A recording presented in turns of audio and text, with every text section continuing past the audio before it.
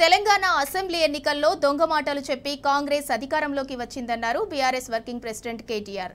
కార్యకర్తలు కష్టపడి పనిచేస్తే మల్కాజ్గిరిలో ఈసారి విజయం బీఆర్ఎస్ దేనని ధీమా వ్యక్తం చేశారు. 200 యూనిట్ల లోపు విద్యుత్ బిల్లులను కట్టొద్దని కాంగ్రెస్ నేతలే చెప్పారని గుర్తు చేశారు. నిరుద్యోగ భృతిపై మంత్రి బట్టి ఇప్పటికే మాట తప్పారన్నారు. కాంగ్రెస్ హామీల నుంచి తప్పించుకుంటున్న తీరును ప్రజాకోట్లోనే సాధికారికంగా ఎండగట్టాలని కార్యకర్తలకు పిలుపునిచ్చారు.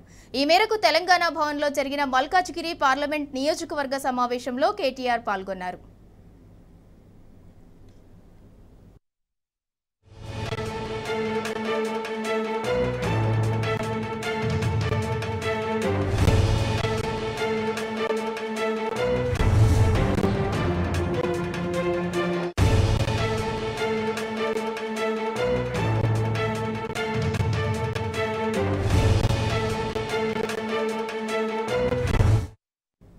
పార్లమెంట్లో తెలంగాణ సమస్యల మీద పోరాడిన చరిత్ర బీఆర్ఎస్ పార్టీదే అన్నారు BRS working president KTR.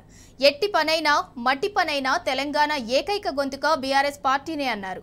Adani Modi ఒక్కటేనని ఢిల్లీలో విమర్శించే కాంగ్రెస్ దావోస్లో అదే అదానీతో పెట్టుబడుల ఒప్పందం కుదుర్చుకున్నారన్నారు. బీజేపీ కాంగ్రెస్ పార్టీలు ఒక్కటేనని స్పష్టం చేశారు. మల్కాజ్గిరిలో భారీ మెజారిటీతో దిశగా కష్టపడదామని బీఆర్ఎస్ శ్రేణులకు కేటీఆర్ పిలుపునిచ్చారు.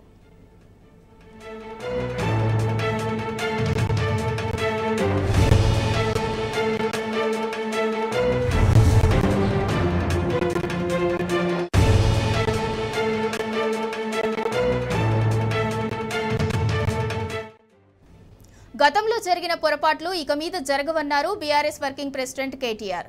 పార్టీ కమిటీలు పూర్తిగా వేయకపోవటం వల్ల నష్టం జరిగిందని, ఇక ముందు అలా జరగదని చెప్పారు. ఇది కేవలం విరామం మాత్రమేనని, మళ్లీ రెట్టింపు వేగంతో ముందుకు దూసుకెళ్తామని అన్నారు. కాంగ్రెస్ బీజేపీ కలిసి తెలంగాణ గొంతుక అయిన బీఆర్ఎస్ ను ఖతం చేయాలని చూస్తున్నాయని తెలిపారు. వచ్చే పార్లమెంట్ ఎన్నికల్లో బీఆర్ఎస్ భారీ మెజారిటీతో గెలిపించుకోవాలని పార్టీ శ్రేణులకు సూచించారు. పార్టీ కార్యకర్తలకు లీగల్ సెల్ అండగా ఉంటుందని కేటీఆర్ హామీ ఇచ్చారు.